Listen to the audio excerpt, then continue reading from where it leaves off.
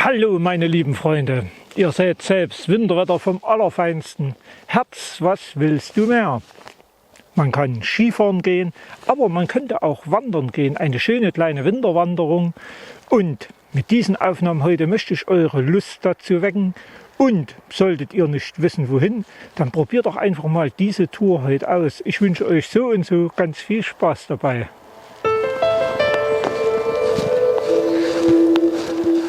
Der Startpunkt für diese traumhafte und knapp 13 Kilometer lange Wanderung von Erlebnisheimat Erzgebirge vorgeschlagenen Tour sollte eigentlich der Bahnhof in Waldkirchen sein. Ich gestehe, ich war jedoch faul und bequem, bin mit dem Auto gefahren und am Parkplatz beim Friedhof Waldkirchen in die Runde eingestiegen. Wer meine Filme regelmäßig schaut, der weiß hier oben, wir gehen lediglich die wenigen Meter aufwärts und müssen zwar ein Bein vors andere setzen in den Wald und einzige Pflicht, den wundervollen Wintertag zu genießen. Wer sich unsicher ist, der kann natürlich wieder die GPS-Daten in der Beschreibung unter dem Video downloaden. Aber ihr seht, knapp 300 Meter, ehe wir förmlich über das erste der vielen gut ausgeschilderten Hinweisschilder stolpern, und dieses sagt uns rechts in den schmalen, gelb markierten Waldpfad einbiegen. Erneut weitere 300 Meter, welche wir angesichts des zauberhaften Winters überhaupt nicht merken, gehen wir, ehe wir auf die Chemnitzer Straße, welche nach Grünhainischen in unser Dorf der Engel führt, stoßen. Und sollte tatsächlich jemand noch nicht wissen, was es mit Grünhainischen und seinen Engeln auf sich hat, der sollte unbedingt den verlinkten Film im Anschluss anschauen. Doch jetzt gilt unsere Aufmerksamkeit dem im Blickfeld liegenden Haus. Mancher wird bei dem heutigen Anblick vielleicht denken, die olle Bruchbude. Doch stopp, hier ist die Zeit für Geschichte. Wir sind nämlich an der sogenannten Einnahme. Genau genommen an der Wegegeldeinnahme. Ein Schelm, welcher an Wegelagerer denkt, aber das ist tatsächlich einst so.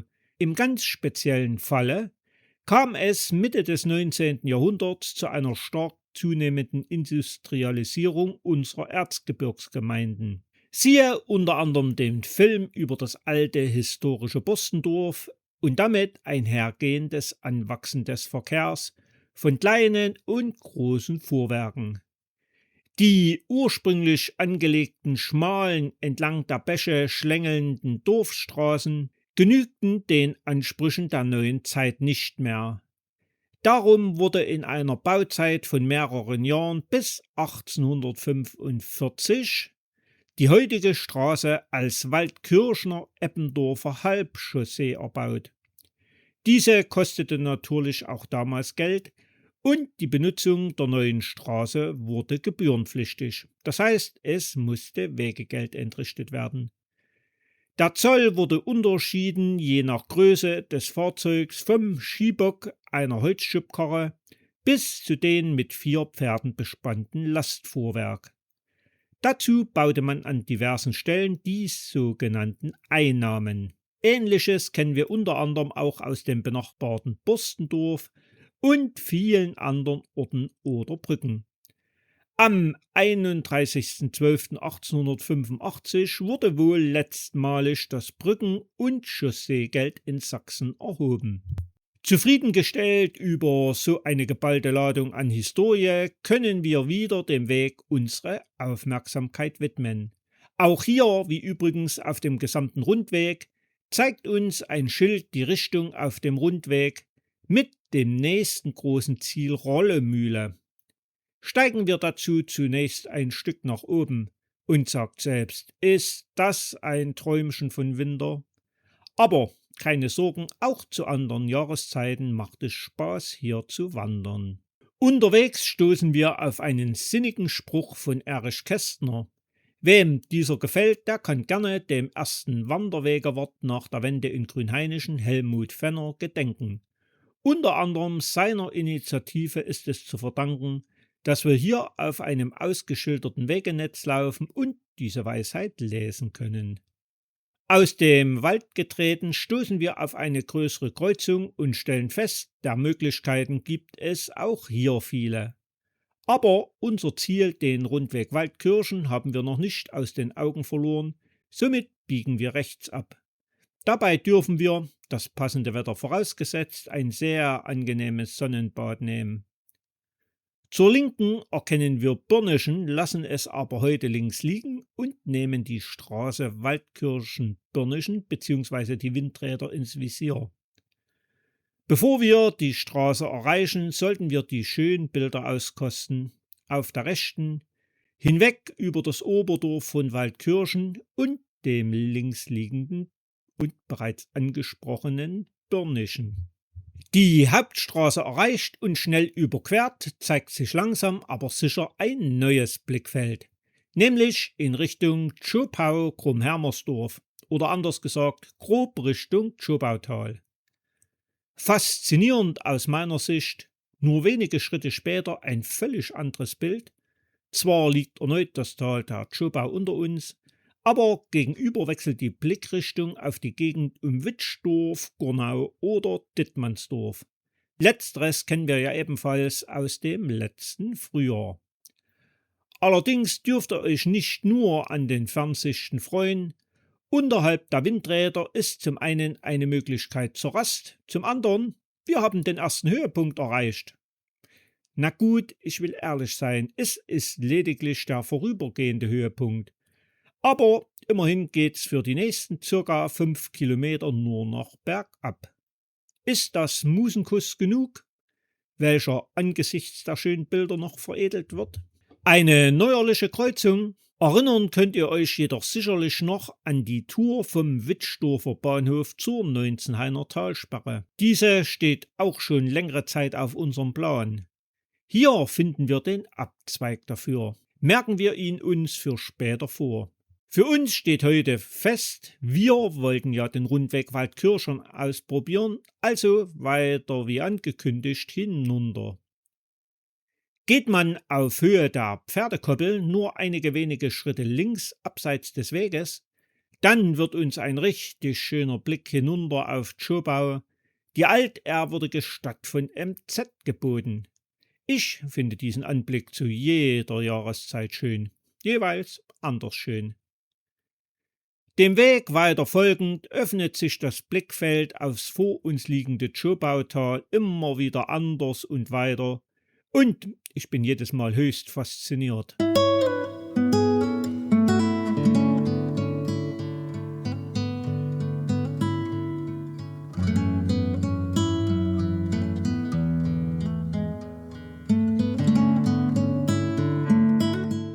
Dazu auf der rechten Seite Waldkirchen, wie an den Hang angeklebt, unter anderem mit seiner so sehenswerten Kirche. Das hat doch was. Trotz des wundervollen Anblicks wird Waldkirchen sicherlich kein hochgelobtes Urlaubsparadies werden. Ich bin mir jedoch sicher, zum Wandern kann und sollte man öfter hierher fahren. Und das zu jeder Jahreszeit. Doch halt, aufgepasst! Auf der linken Seite taucht ein Schild auf. Bei unserer Mühlentour von Grünhainischen nach Waldkirchen sind wir hier zwar dem breiten Weg nach unten gefolgt, was heute theoretisch auch möglich wäre, haben wir uns die Freiheit genommen, den Startpunkt zu vertauschen, so halten wir uns wenigstens hier an den empfohlenen Wegesverlauf vom Rundwanderweg und biegen links ab. Quer über die Wiese, das ist tatsächlich der richtige Wanderweg, wird uns ein weiteres Mal ein himmlisch schöner Blick hinein nach Zschopau zuteil. Diesem angenehmen Feld- und Wiesenweg nutzen wir einen reichlichen halben Kilometer. Zumindest ich finde es richtig zum Träumen hier. Denn ausnahmsweise halten sich die reizvollen Fernblicke zurück und wir können sozusagen die Ruhe genießen und wie in Watte gepackt fühlen. Von Schaden ist aufpassend dennoch auch hier nicht. Überseht nämlich nicht das neuerliche Hinweisschild. So unglaublich es klingt, wir müssen tatsächlich nach einem reichlichen halben Kilometer rechtsabwärts gehen. Immer am Weidezaun entlang. Und siehe, auf dem Weg entdecken wir eine weitere gelbe Markierung. Wir sind tatsächlich richtig. Schließlich ist der Weg auch wieder als solcher zu erkennen. Dieser führt uns noch die letzten Meter unseres Abstiegs hinunter ins Tal des Krummhermersdorfer Baches. Genießen wir noch diesen angenehmen Wiesenabschnitt und bei dieser Jahreszeit den verzauberten Bachlauf. Findet ihr nicht auch, irgendwie erinnern mich solche Motive immer wieder an den sowjetischen Märchenfilm mit der Schneekönigin aus meinen Kindertagen? Doch leider ist das Märchen zunächst an seinem Ende. Wer regelmäßig meine Filme schaut oder selber ausprobiert, der weiß, was jetzt kommt. Mit der Krummhermersdorfer Straße wartet ein knapper Kilometer Asphalt, sprich Straße auf uns, siehe auch das Wanderschild. Zum Glück hält sich hier unten im Tal der Straßenverkehr sehr in Grenzen. Zügig können wir diesen Abschnitt zurücklegen und uns sogar an dem einen oder anderen Anblick erfreuen. Seht ihr, schon haben wir den Ortsrand von Waldkirchen erreicht. Noch einige Meter und wir stoßen auf die alte Dorfstraße. Und jetzt? Wer sich am vorgegebenen Tourverlauf gehalten hat oder so vernünftig war, mit der Bahn anzureisen, der muss jetzt links nach unten in Richtung Bahnhof. Wollt ihr euch meiner Version anschließen, dann ist das ganze Gegenteil gefragt. Rechts die alte Dorfstraße mit der gelben Markierung für ungefähr 250 Meter nach oben. Wie versprochen dürfen wir schnell links in die Sackgasse abschwenken. Allen, denen das Wanderschild zu klein erscheint, der Hinweis auf den Tschobautalweg ist deutlich und groß genug. Wobei Tschobautalweg, ein Rat an alle, die ihn ausprobieren möchten, lasst euch von dem Namenszusatz Tal nicht blenden. Aber das soll nicht unser Problem heute sein. Wir gehen dieses angenehme Sträßchen und siehe, wer genau aufpasst, da entdeckt sogar im beschaulichen Waldkirchen Spuren von Bergbau. Wer hätte das hier erwartet? Um dieses ganze angenehme Bild abzurunden, wartet hier am Erlenhof auch eine Bank auf uns. In der winterlichen Mittagssonne der ideale Platz zur Mittagspause, zumal wir ungefähr die Hälfte geschafft haben. Einige Meter gegangen habe zumindest ich das große Staunen bekommen. Eine weitere Bank mit winterlicher Sonne und Aussicht. Die Mittagspause wäre also auch hier möglich gewesen. Tja, so ist das manchmal. Und welch Ironie, auf diesen insgesamt knapp 250 Metern seit dem Erlenhof wartet natürlich noch Bank 3 auf uns. Aber so ist das manchmal im Leben. Allemal besser so als überhaupt keine Rastmöglichkeit. An der Hauptstraße angekommen, dürfen wir zwar wieder einmal Asphalt unter die Füße nehmen, aber es sind lediglich reichliche 100 Meter und die werden wir wohl überstehen. Allerdings ist es spätestens hier mit dem unten vorbei. Das ganz untere unten haben wir nunmehr im Rücken. Das heißt, wie angekündigt oder angedroht, kommt nach dem unten wieder das Hoch, also auf mit Schwung zum nächsten Höhepunkt. Über dem Philosophieren mit oben und unten sind wir bereits am Abzweig in Richtung Wittsdorf gelandet und dürfen den Reizen des Asphalts Ade sagen. Es geht nämlich hinein in den gegenüberliegenden Feldweg. Selbiger entpuppt sich als die alte Poststraße. Diese alte Poststraße war Teil des Verbindungsweges von Tschobau durch die Mürbitz, im Volksmund der Grüne Wald genannt, nach dem heutigen Augustusburg. Sieht man die Steigung heute, dann ist es schwer zu glauben, wie damals die Postkutschen den steilen Hohlweg überhaupt bewältigen konnten. Die armen Pferde, möchte man sagen. Wir haben es da allemal besser, wir haben diesen Anstieg, im Gegensatz zu den Pferden, schließlich freiwillig gewählt. Machen wir uns folglich mit Schwung an den Aufstieg. Von dem langen Abstieg verwöhnt pfeift hier die Lunge doch ein wenig. Quasi als Belohnung dürfen wir einen wiederholten und doch anderen Blick auskosten. Diesmal aus Richtung Tschobau bzw. den Tschobautal bis hinüber auf das obere Wittsdorf. Spätestens die Kirche kommt euch sicher bekannt vor. Auch dort haben wir uns bereits umgetan. Den Waldrand erreicht, geht der Blick sogar von neuem Richtung Krummhermersdorf. Logisch, hier mit ganz verändertem Blickwinkel.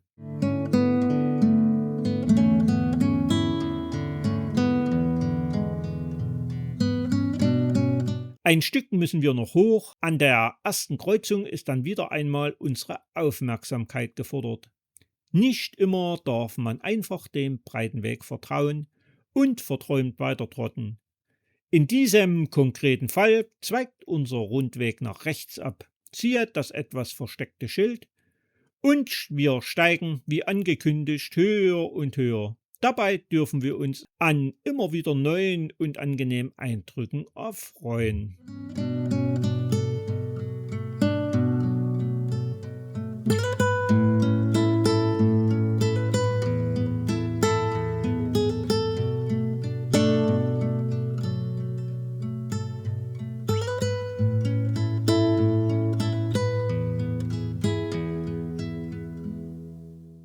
Luft holen dürft ihr spätestens beim Holzmichel.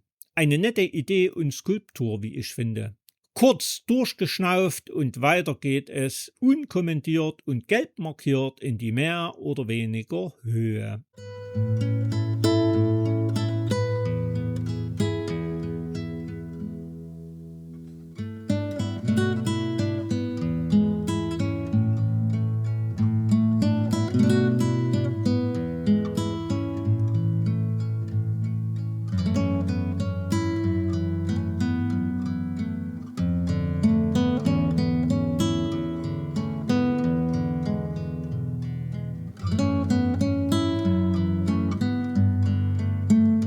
Am Staupenbach angelangt habt ihr das Gefühl, dieser Weg kommt euch bekannt vor.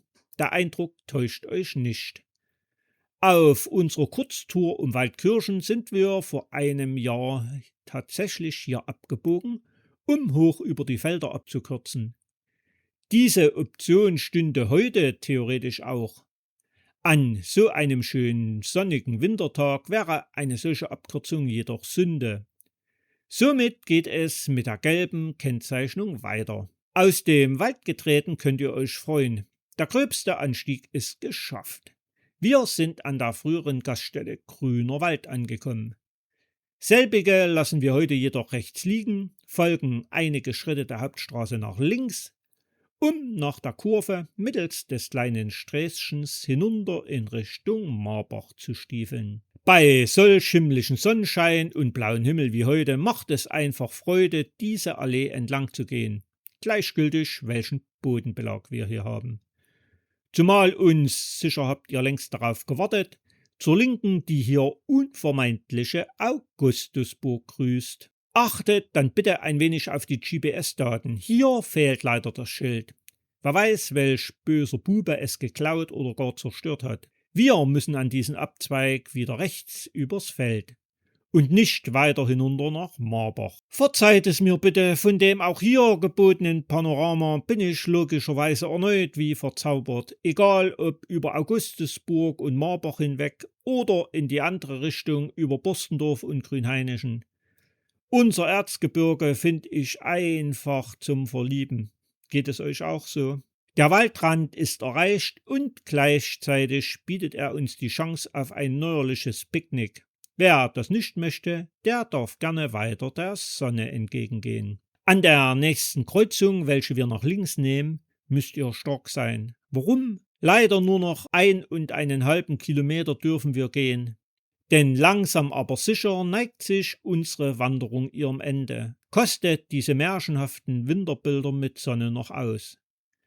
Auf jeden Fall bleibt also mein persönliches Fazit: Waldkirchen wird trotz der tollen Ausblicke unterwegs sicher kein Urlaubsort, welcher von Touristen überflutet wird. Aber einen Besuch und nicht nur eine Wanderung ist es auf jeden Fall wert. So bin ich sehr gespannt, wie ihr über diese Rundwanderung denkt. Schreibt es mir doch bitte unten in die Kommentare.